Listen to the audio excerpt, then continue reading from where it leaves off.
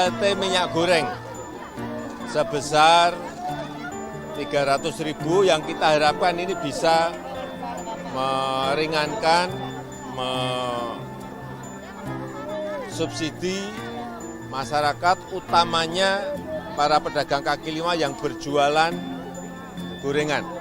Tadi sudah kita berikan dan kita harapkan tidak hanya di sini aja, nanti di seluruh provinsi di tanah air BLT minyak goreng bisa segera disalurkan sebelum, saya sudah minta sebelum Lebaran harus bisa diselesaikan. Seminggu sebelum Lebaran. Ya, saya rasa itu.